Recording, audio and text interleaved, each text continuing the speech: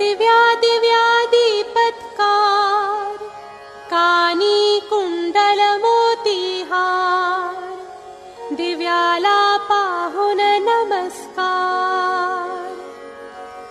दिवा लावला तुळशी पाशी, उजेड पडला विष्णू पाशी. माझा नमस्कार सर्व देवांपाशी. घरातली पीडा बाहेर जावो, बाहेरची लक्ष्मी घरात येवो. घरच्या धन्याला उदंड औषधे